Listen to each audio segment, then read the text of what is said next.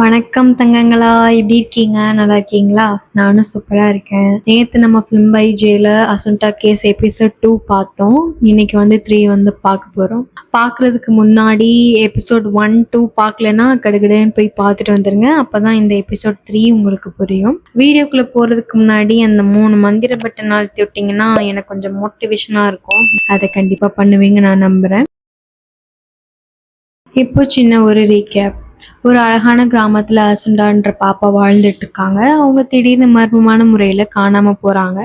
இது சம்மந்தமாக அவங்க போலீஸில் போய் கம்ப்ளைண்ட் பண்ணுறாங்க. கம்ப்ளைண்ட் பண்ணி கொஞ்சம் நேரத்துலேயே குழந்தை இறந்து போனதா விஷயம் தெரிய வருது. இதை அடுத்து பல விசாரணைகள் பண்ணுறாங்க. அப்போ ஒரு விஷயம் தெரியுது. இந்த கொலைக்கு அவங்க அம்மா தான் காரணம் அப்படின்னு. அதனால அவங்க அம்மா அரெஸ்ட் பண்ணிட்டு போயிடுறாங்க. இது ஃபர்ஸ்ட் எபிசோட். இதை அடுத்து ரொசாரியோ ஜெயிலில் இருக்கும் போது லேடி ஆஃபீஸர் கூட நல்லா பழக்கம் வருது. அப்போ பேசும்போது ஒரு விஷயம் சொல்றாங்க. இந்த மாதிரி அவங்களுக்கு ஒரு லவர் இருக்கதாகவும் அவங்க கூட தான் குழந்தை காணாம போன அன்னைக்கு டைம் ஸ்பெண்ட் பண்ணதாகவும் சொல்லப்படுது. ஆஃபீஸரும் இது குழம்பி போறாங்க. அப்புறம் நிறைய விசாரணைகள் பண்றாங்க.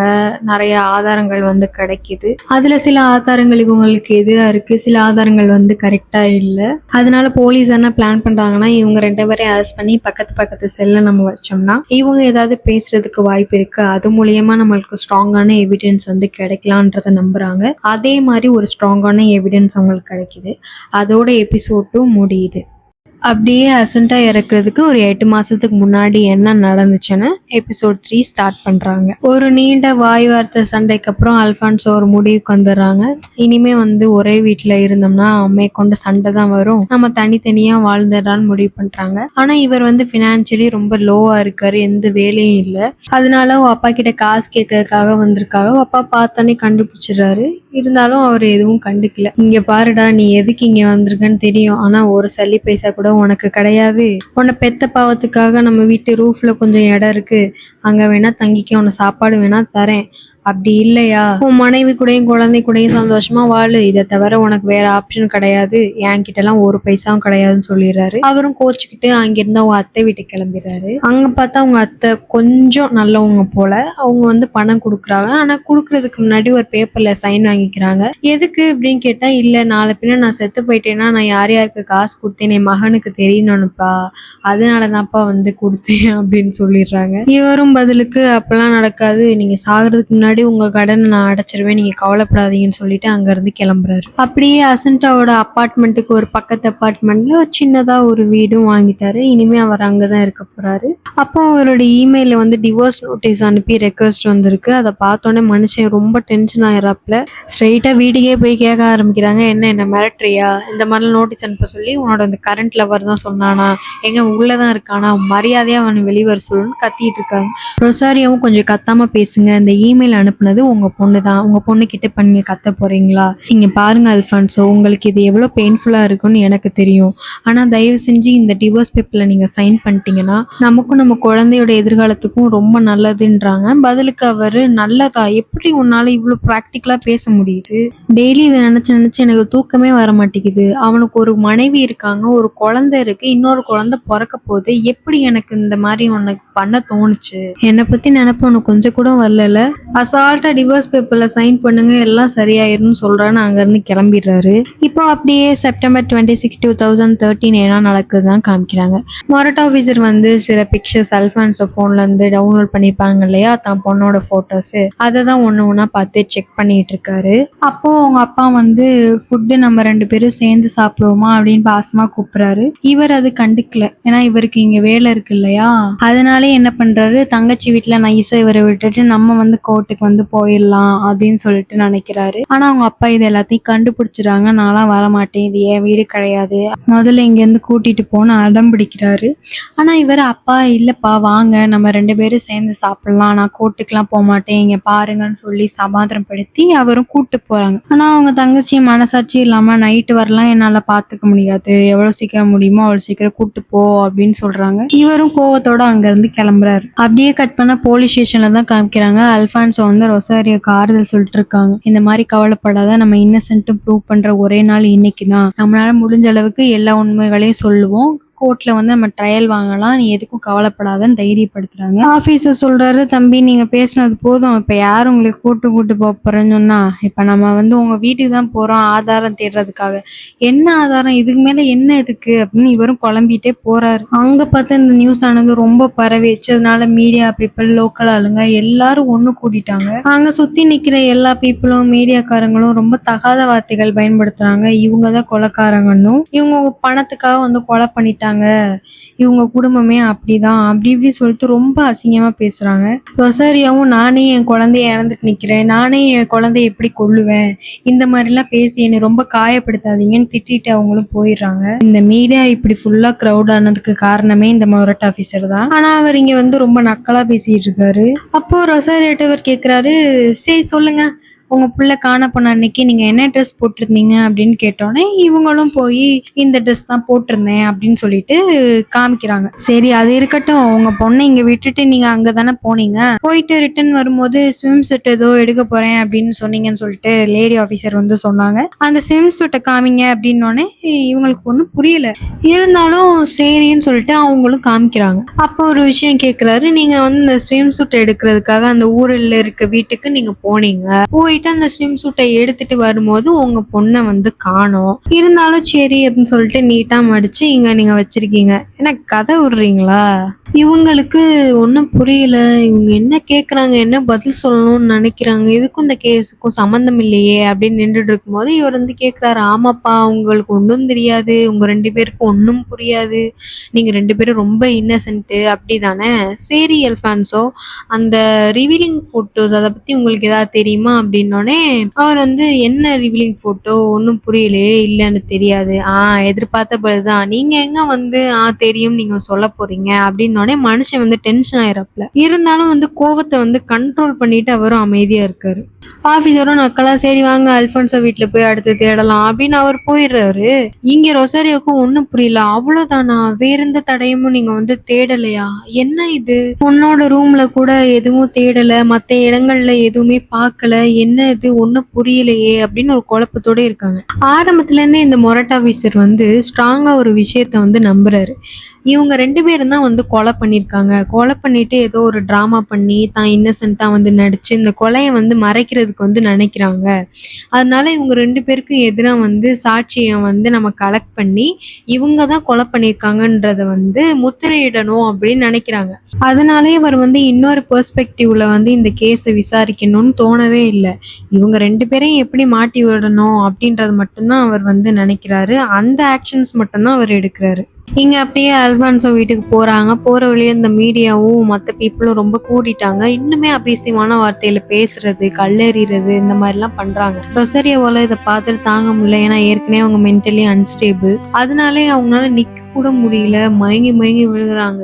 இதெல்லாம் பார்த்துட்டு இருக்க அல்ஃபான்சனால தாங்க முடியல. உங்களுக்கு எல்லாம் என்ன தாண்டா வேணும், ஏன்டா எங்களை போட்டு பாடாப்படுத்துறீங்க, கொலை பண்ணவே வெளியே இங்க நிம்மதியா சுத்திக்கிட்டு இருக்கான், உங்களுக்கு என்ன தாண்டா ஆதாரம் வேணும், உங்களுக்கு ஒரு ஆதாரமும் கிடைக்காதுடான்னு கோவத்துல வார்த்தை விட்டுறாரு. அவ்வளவுதான். மொரட் ஆபீசர் பத்தி சொல்லவா வேணும். அல்ஃபான்சோ வீட்டுல வந்து தேடுன்னு தேடுறாங்க, ஆனா ஒரு ஆதாரமும் கிடைக்கல. சார் நீங்க சொல்ற மாதிரி எந்த ஒரு சீமன் பார்ட்டிகல்ஸும் இங்க வந்து கிடைக்கல அப்படின்னு சொல்லிடுறாரு. மொரட் ஆபீசர் ரொம்ப டிசப்பாயின்மெண்ட் ஆகுறா. அப்பதான் இன்னொரு ஆபீசர் சொல்றாங்க, சார் ஃபர்ஸ்ட் இந்த வீட்டுல வந்து போட்டோ எடுக்கும் போது இங்க ஒரு லேப்டாப் இருந்தது, அந்த லேப்டாப்பை இப்ப காணோம் அப்படின்னு சொன்னோடனே அவ்வளவுதான். இதை பத்தி அல்ஃபான்ஸ்கிட்ட கேட்கவும் அவரும் எந்த பதிலும் சொல்லல. அப்ப கன்ஃபார்மே பண்ணிடுறாங்க, ஓகே இவங்க தான் எங்கேயோ அந்த லேப்பை வந்து ஒளிச்சு வச்சுட்டாங்க அப்படின்னு நம்புறாரு. இன்னைக்கு மொரட் ஆபீசர் நடந்துகிட்ட விதம் யாருக்குமே பிடிக்கல. அதனால ஆபீஸ்ல ஒரு பெரிய சண்டையே போகுது. இவர் சொல்றாரு, ட்ரையலுக்கு முன்னாடி ஒரு ப்ராப்பரான எவிடன்ஸ் இல்லாம இவங்களை ஜெயில வச்சிருக்கிறது தப்புன்றாரு.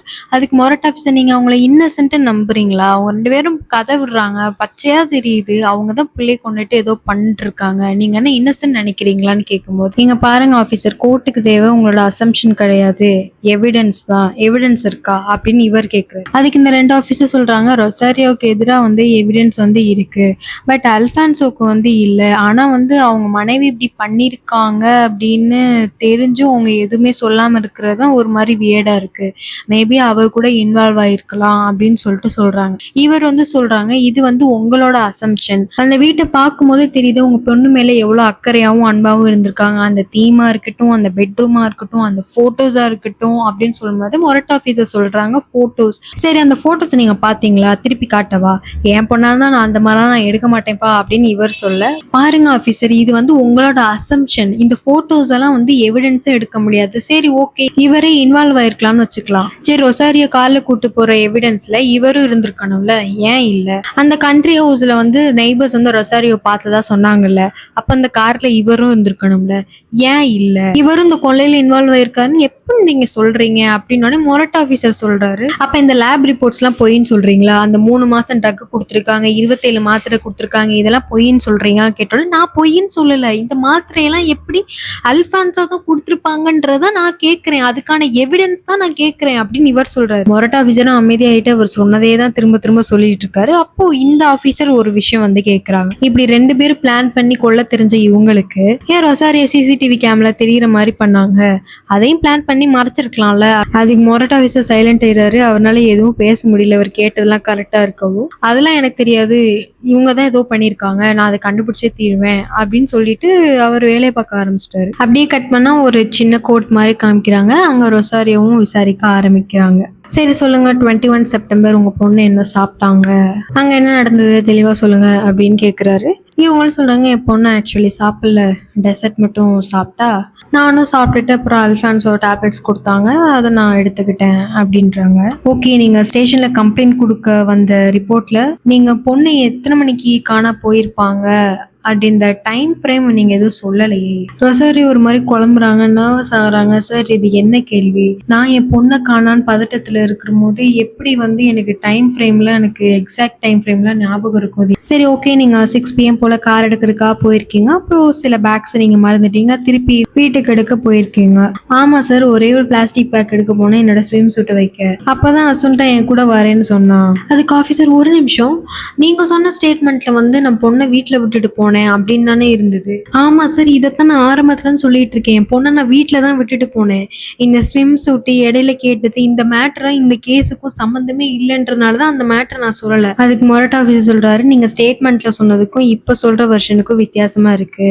அதுக்கு ரொசாரியோட லாயர் வந்து சொல்றாங்க, சார், நீங்க ஒரு குழந்தையோட தாயிட்ட பேசுறீங்கன்றத மறந்துட்டீங்க, அவங்கள்ட்ட இவ்வளோ ப்ரெஷர் நீங்க பண்ணாதீங்க அப்படின்னோடனே அதுக்கு மொரட் ஆஃபீஸர் என்ன சொல்றாங்கன்னா, இவங்க உண்மையிலே தாயாந்தான் தான் பிள்ளைய கடைசியில எங்க விட்டோன்றத மறந்துருக்க மாட்டாங்க அப்படின்னு மூஞ்சில் அடிச்ச மாதிரி பேசிடுறாங்க.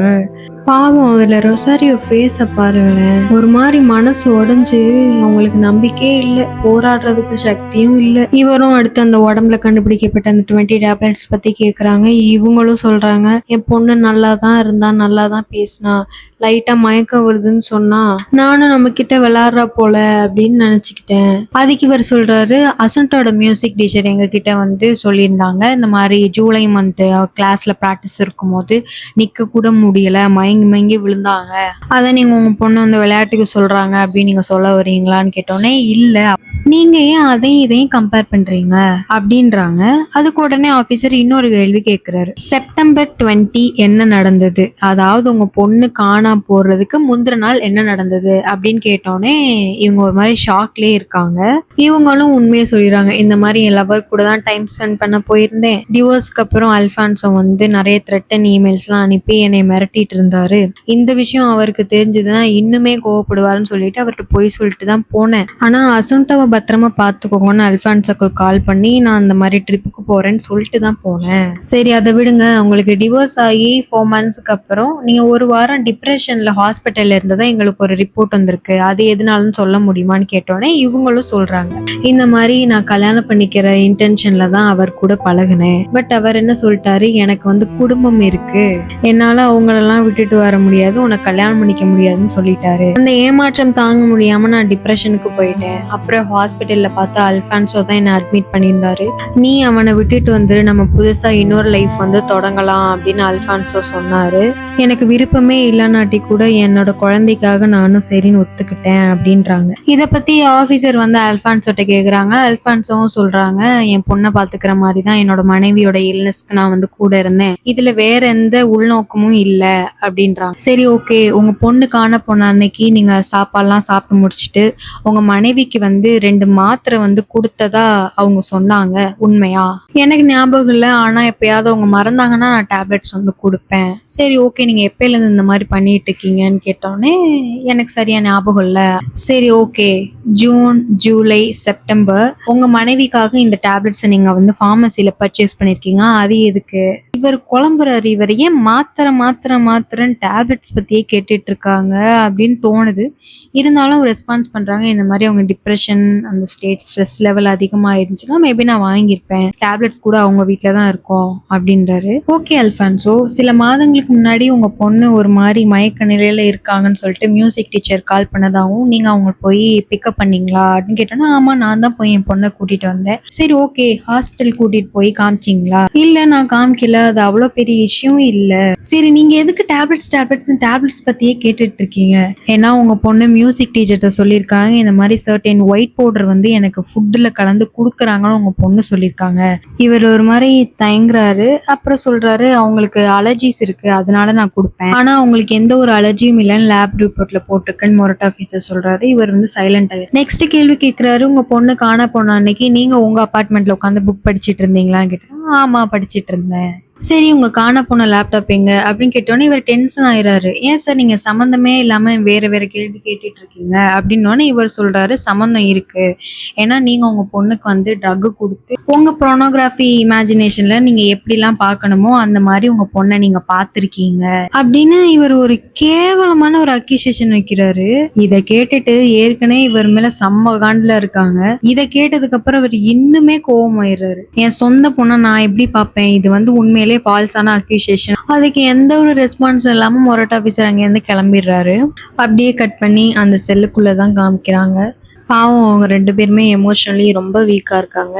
இருந்தாலும் ஒருத்தருக்கு ஒருத்தர் ஆறுதலா பேசிக்கிறாங்க, நம்ம கண்டிப்பா வெளியே வருவோம், உண்மையான குற்றவாளியை வந்து பிடிப்பாங்க அப்படின்னு ஒரு நம்பிக்கையோட இருக்காங்க. இங்க பார்த்தா ஆபீசர் வந்து இந்த மாதிரி உங்க 2 பேருக்கும் ப்ரீ ட்ரையல் கொடுக்க சொல்லி ஆர்டர் எங்களுக்கு வந்திருக்கு, ஸோ அதுக்கு தயாரா இருங்க அப்படின்னு சொல்லிட்டாங்க. இவங்க 2 பேரும் வச்சிருந்த அந்த கொஞ்ச நஞ்ச நம்பிக்கையும் உங்களுக்கு போயிடுச்சு.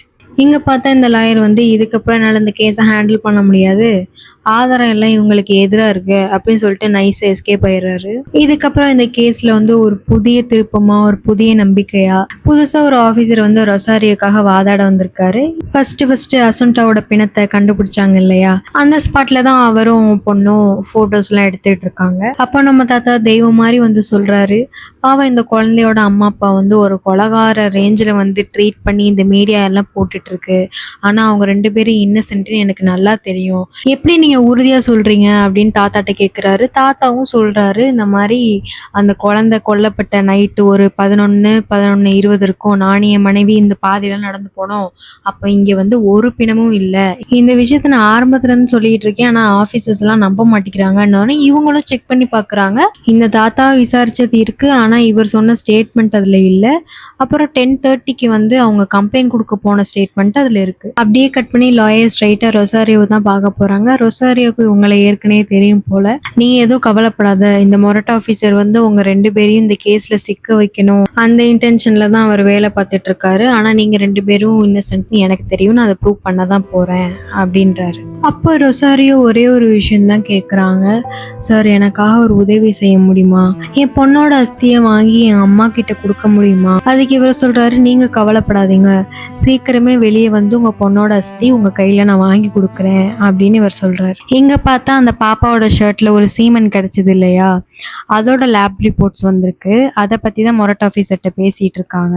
இவரும் தெனாவட்டா அந்த சீமன் அல்ஃபான்சோ நாயோட தானே அப்படின்னு கேக்குறாங்க. இல்ல சார், இதுல வேற யாரோ இன்வால்வ் ஆயிருக்காங்க, அல்ஃபான்ஸோட டிஎன்ஏ வந்து மேட்ச் ஆகல. சரிங்க சார், இந்த இன்ஃபர்மேஷனை கோர்ட்டுக்கு சப்மிட் பண்ணிடவா அப்படின்னு கேக்குறாரு. தயவு செஞ்சு அது மட்டும் பண்ணிடாத, இதை நான் பாத்துக்கிறேன் அப்படின்னு சொல்லிட்டு போனை கட் பண்றாரு. இப்போ இந்த விஷயத்த மொரட் ஆஃபீஸர்னால நம்ப முடியல, பின்வாங்கவும் முடியாது. ஏன்னா ஆரம்பத்துல இந்த கேஸ் ஒரு சாதாரண கேஸாக இருந்து அதுக்கப்புறம் ஒரு பர்சனல் வெஞ்சன்ஸாக மாறி அப்புறம் மீடியா கிட்ட இவர் வந்து பரப்பி அது வந்து மிகப்பெரிய கேஸாக மாறிடுச்சு. அதனாலே வந்து இவருக்கு இன்னுமே பயம் ஜாஸ்தியாகுது. அதோட இந்த எபிசோட் 3 முடியுது. இப்போ சொல்லுங்க, உங்களுக்கு இந்த எபிசோட் 3 பிடிச்சிருந்ததா? பிடிச்சிருக்குன்னு நம்புறேன். நீங்க என்ன நினைக்கிறீங்க? யாரு தான் உண்மையிலே கொலை பண்ணியிருப்பா? எல்லாத்தையும் வந்து கமெண்ட் செக்ஷன்ல சொல்லுங்க. அப்படியே உங்க ஃபிலிம் பை ஜேகே அந்த 3 மந்திர பட்டனை அழுத்தி விட்டுருங்க, எனக்கு கொஞ்சம் மோட்டிவேஷனா இருக்கும். அவ்வளவுதான், நான் போயிட்டு வரேன். டாட்டா.